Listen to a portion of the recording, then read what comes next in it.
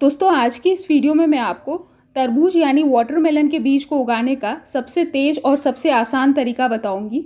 इस तरीके से अगर आप तरबूज के बीज उगाएंगे तो आपके जितने भी बीज हैं वो सारे के सारे बीज उगेंगे, मतलब 100% जर्मिनेशन रेट भी मिलेगी आपको, प्लस बहुत ही आसानी से और बहुत ही जल्दी उगेंगे। तो तरबूज के बीज लगाने से लेकर उसके जर्मिनेशन की भी अपडेट शेयर करूंगी, साथ ही साथ उसके पौधे तैयार होने तक की भी पूरी अपडेट आपके साथ शेयर करूंगी। तो वीडियो पूरा ज़रूर देखिएगा, बहुत ही ज़्यादा यूज़फुल वीडियो होगी आपके लिए। तो तरबूज के बीज उगाने के लिए आप सबसे पहले किसी भी अच्छी क्वालिटी के हाइब्रिड बीज को ले लें। हाइब्रिड क्वालिटी के जो बीज होते हैं उनकी जो जर्मिनेशन रेट है वो भी बहुत अच्छी होती है, प्लस जो बीज हैं वो जल्दी भी उगते हैं और उनसे जो तैयार पौधे होते हैं उन पौधों में आगे जाकर बहुत अच्छी पैदावार भी मिलती है। ऐसे तो आप तरबूज के बीज को नॉर्मल तरीके से भी उगा सकते हैं, लेकिन नॉर्मल तरीके में क्या होता है कि इसके बीज को उगने में बहुत ज़्यादा समय लग जाता है। जैसे मिनिमम 8 से 10 दिन से लेके 12 दिन का समय लग जाता है तरबूज के बीज को उगने में। लेकिन आज के मैं जो तरीका आपको बताने वाली हूँ उस तरीके से आपके तरबूज के बीज मैक्सिमम 5 to 6 डेज में जर्मिनेट हो जाएंगे। तो इस तरीके से बीज को उगाने के लिए आप कोई सा भी टिश्यू पेपर या फिर कोई सा भी सूती का कपड़ा यानी कॉटन का कपड़ा ले लें और इसी में जो है आपको बीज को रख के उगाना है। तो अगर आप ज़्यादा बीज उगा रहे हैं तो आप बड़े साइज़ का टिश्यू पेपर लें, कम बीज उगा रहे हैं तो आप टिश्यू पेपर को हाफ में कट करके भी यूज़ कर सकते हैं। और जैसे तरबूज की बहुत सारी वैरायटीज़ आती है, तो मैं यहाँ पे 3 से 4 तरीके की वैरायटीज़ के बीज उगाने वाली हूँ। तो मैं इसमें जो है लेबलिंग कर ले रही हूँ ताकि कन्फ्यूज़न ना हो। अब जितने भी बीज आप लगा रहे हैं उनको ऐसे आपको टिश्यू पेपर पे थोड़ा अलग अलग करके ऐसे रख देना है। अब जैसे आधे में आपने बीज रखे, आधे जो टिश्यू पेपर है उसको ऊपर से कवर कर देना है और पानी से टिश्यू पेपर को अच्छे से गीला कर देना है। और इसकी नमी को बनाए रखने के लिए आप किसी भी जिपलॉक बैग या कोई भी प्लास्टिक का ऐसे कैरी बैग होता है उसमें आपको टिश्यू पेपर को अंदर डाल के रख देना है। ऐसे जो है टिश्यू पेपर आपका बार बार सूखेगा नहीं, इसमें कांस्टेंट नमी बनी रहेगी और बीज जो है आपका जल्दी उगेगा। और तरबूज के बीज को उगने के लिए ज़्यादा गर्मी चाहिए होती है, तो ये वाला जो टिश्यू पेपर वाला प्लास्टिक है इसको आपको डायरेक्ट सन में यानी डायरेक्ट धूप के नीचे आपको रखना है। जितनी तेज़ इस पर धूप पड़ेगी आपका जो बीज है वो उतना जल्दी उगेगा। तो दोस्तों इस तरीके से तरबूज के बीज को उगने में 4 से 6 दिन के बीच का समय लग सकता है। तो आप बीच बीच में जैसे दूसरे या तीसरे दिन एक बार टिश्यू पेपर को निकाल के चेक कर लें।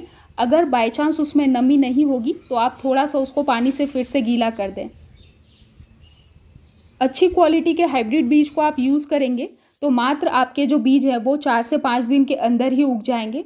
जैसे आप देखो ये 5 दिन बाद की अपडेट मैं आपके साथ शेयर कर रही हूँ। तो आप बाहर के साइड से ही देख सकते हैं, देखो आप जितने भी बीज मैंने लगाए थे सारे के सारे जो बीज हैं वो जर्मिनेट हो गए हैं। मैं आपको निकाल कर भी दिखाती हूँ। तो आप देखो टोटल 6 बीज मैंने लगाए थे, उसमें से 5 बीज इसमें जर्मिनेट हो गए। और भी वैरायटीज़ के बीज मैंने लगाए हैं, तरबूज के ही अलग अलग वैरायटीज़ हैं, उनकी भी जर्मिनेशन अपडेट आपको दिखाती हूँ।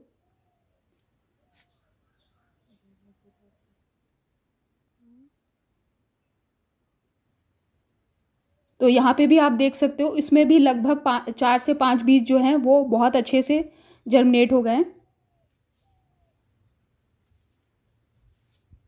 तो एक एक कर मैं आपको निकाल के भी दिखा देती हूँ सभी की जर्मिनेशन अपडेट। आप देख सकते हो बहुत ही अच्छी तरीके से अंकुरित हुए हैं।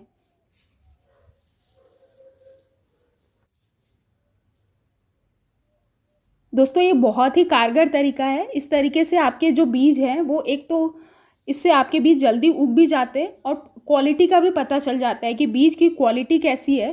क्योंकि मिट्टी में कई बार बीज डायरेक्टली डालने से बीज अंदर सड़ या गल जाते हैं और आपको पता नहीं चलता है कि आपकी गलती से बीज खराब हुआ या फिर मिट्टी में फंगस वगैरह की वजह से खराब हुआ। बाकी अगर आप ऐसे अगर बीज उगा के देखते हो तो आपको बीज की क्वालिटी का भी पता चल जाता है कि बीज की क्वालिटी कैसी है, क्योंकि इस तरीके से फंगस वगैरह तो लगते नहीं है। तो जर्मिनेशन रेट का भी आपको पता चल जाता है।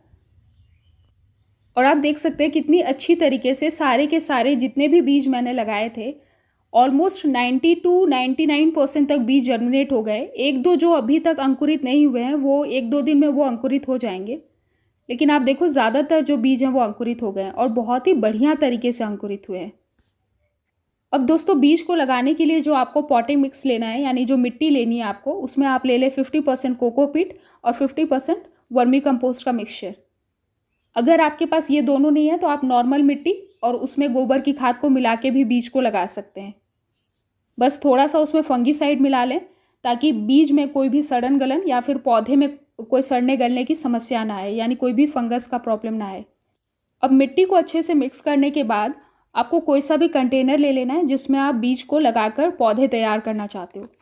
तो यहाँ पे मैं प्लास्टिक के ग्लास को यूज़ कर रही हूँ। इसमें अच्छे से आपको पॉटिंग मिक्स को भर लेना है और नीचे की साइड आपको ड्रेनेज होल्स यानी पानी निकलने के लिए छेद बना के लगाना है इसमें जो भी बीज आप लगा रहे हो।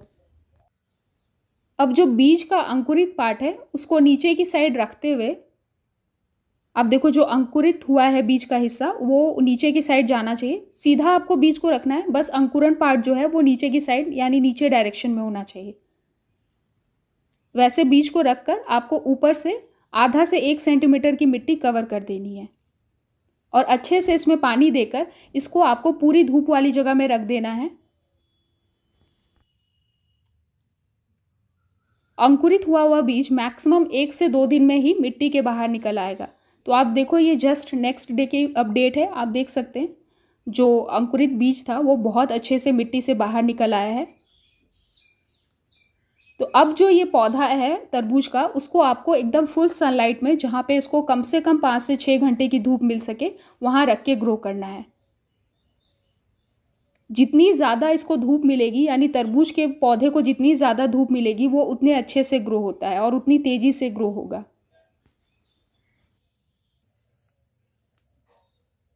और ये लगभग 25 से 26 दिन बाद की अपडेट है। आप देख सकते हैं तरबूज का जो पौधा है वो काफ़ी बड़ा हो गया है और ये बिल्कुल अब ट्रांसप्लांट करने के लायक है। और आप देखो कितनी अच्छी हेल्दी ग्रोथ हुई है पौधे की।